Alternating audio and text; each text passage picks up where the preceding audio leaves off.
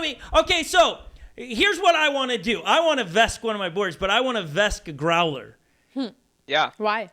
Well, because I like my XR. Here's a unique thing on this YouTube channel that we exist in, right? Is people will always go, why do you have all these different boards? Because people send us things they're making for different boards. And if I don't have the pint and they just built, like, we just got a hold of, just sent from Float Life the new enduro tire for the pint or a growler. If I don't have those, this is dead to me, right? It makes no sense to get something like this as the shots crop. So we have all of these around, but I gave one of my XRs away.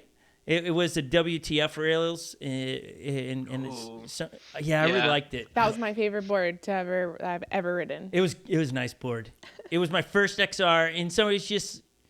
They were over at the house a couple months ago, and they're just like, I wish I had a board. I was like, in my head, I was like, I got a couple. Why am I holding? I'm not going to hoard these. Yeah, you definitely get to a point where you reflect, look at your entire quiver of boards, like, maybe I don't need all of this. Yeah, so I gave it away. So in hoping to Vesc the growler, what's your experience in Vesking a growler? I think you made mention that you did that.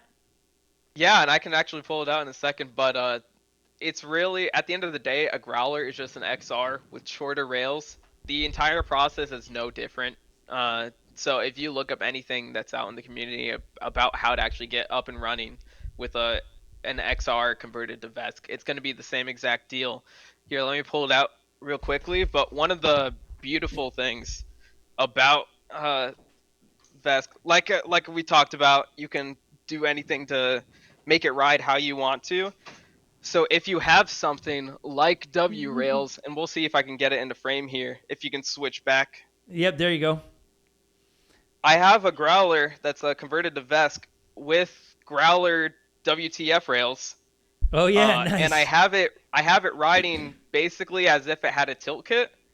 So even though it's W rails, if you've ever seen how W rails actually ride on a one wheel when you're in like mission or something like that, it doesn't ride symmetrically, but instead it rides nose down, right? So your nose is like really close to the ground. You don't have so much nose clearance. But I can just tell it, hey, this isn't level, this is level. And it'll just ride totally symmetrically how you'd actually expect it to, which lets me have a growler that has the same clearance as straight rails, but more stability because my feet just rest slightly lower. Yeah. So That's awesome. It's a beautiful thing. That's probably my favorite board right now. That has like that new you have the new enduro pint enduro. This board has the new pint slick on it.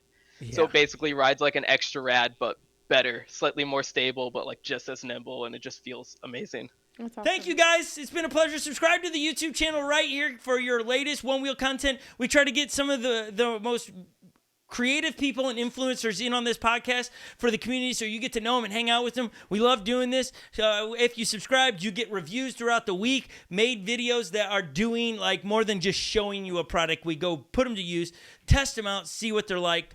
So stay tuned for that. If you want to go watch some videos that are just straight entertainment from our races and stuff, we drop those on Sundays, so you'll love those.